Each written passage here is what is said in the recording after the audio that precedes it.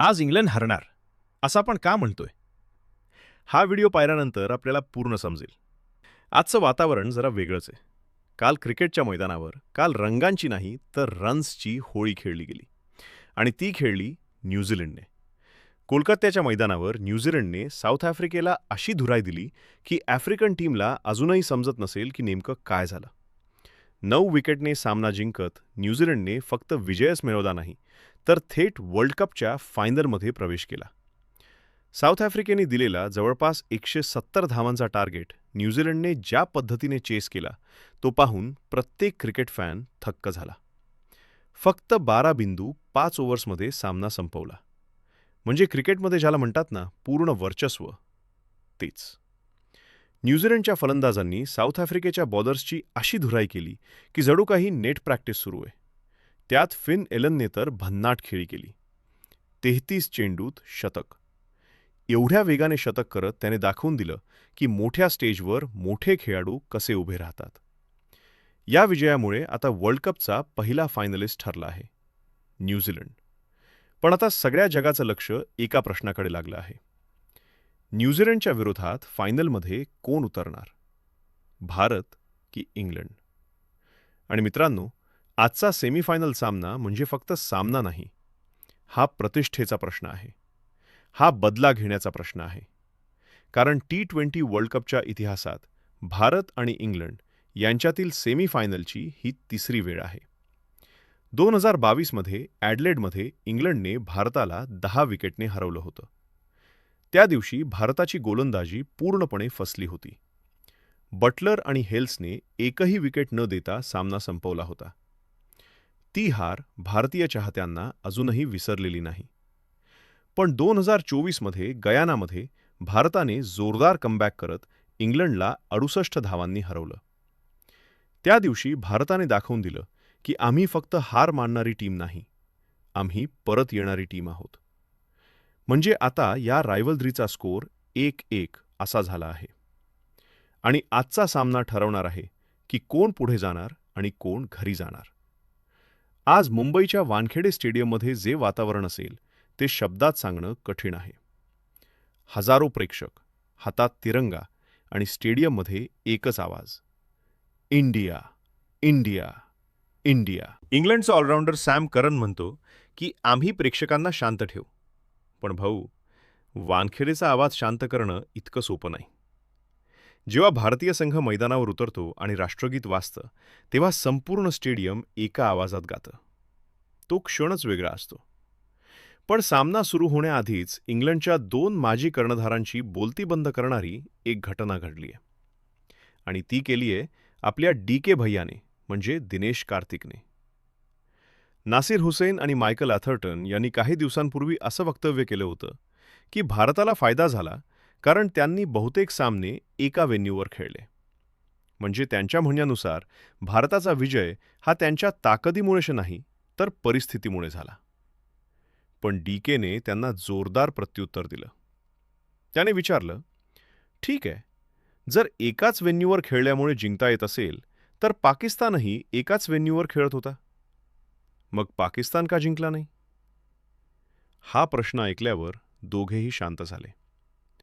कारण काही वेळा सत्य इतकं स्पष्ट असतं की त्यावर उत्तर देता येत नाही.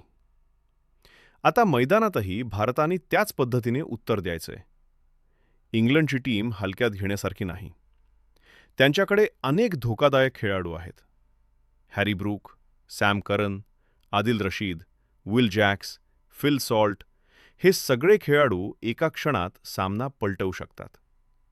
आणि त्यात सर्वात मोठं नाव आहे जॉस बटलर. बटलर हा असा खेळाडू आहे जो भारताच्या विरोधात अनेक वेळा मोठ्या खेळी खेळला आहे.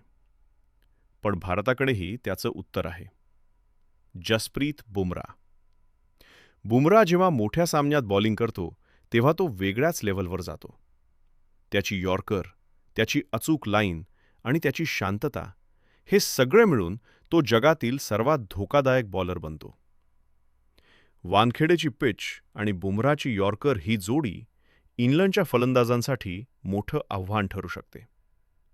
त्याचबरोबर भारतीय फलंदाजीही मजबूत आहे. संजू सॅमसनने मागील सामन्यात 97 धावांची जबरदस्त खेळी केली.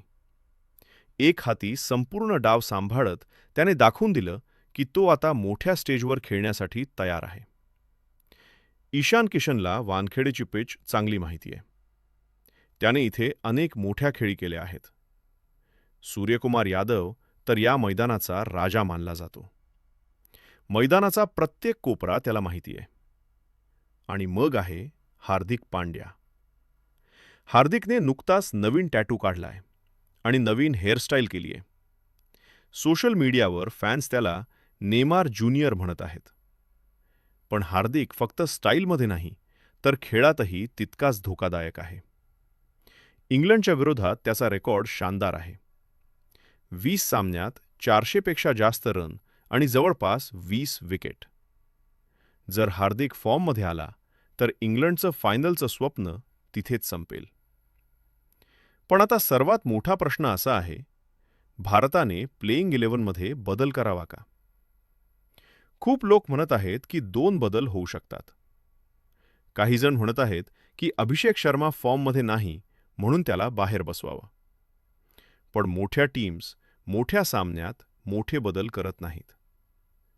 अभिषेक शर्मा सध्या फॉर्ममध्ये नसला तरी तो असा खेळाडू आहे जो एका दिवसात सामना पलटवू शकतो. वानखेडेवर इंग्लंड विरुद्ध त्याने एकदा 54 चेंडूत 135 धावा केल्या होत्या.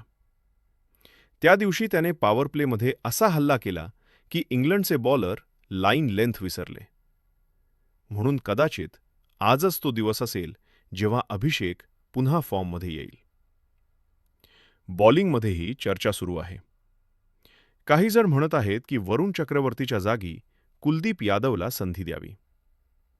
पण वानखेडेची पिच जास्त स्पिनर्सना मदत करत नाही. त्यामुळे कदाचित तीच टीम खेळलंच योग्य ठरेल. कारण हीच टीम भारताला सेमीफायनलपर्यंत घेऊन आली आहे. आता फक्त 2 पावलं उरली आहेत. सेमीफायनल आणि फायनल. जर भारताने आज इंग्लंडला हरवलं तर फायनलमध्ये न्यूझीलंडचा सामना करावा लागेल. आणि मग जगाला कळेल की टी-20 क्रिकेटचा खरा राजा कोण आहे. म्हणून मित्रांनो, आजचा सामना फक्त सामना नाही. हा अभिमानाचा प्रश्न आहे. हा इतिहास घडवण्याचा क्षण आहे. आता फक्त एकच आवाज हवा.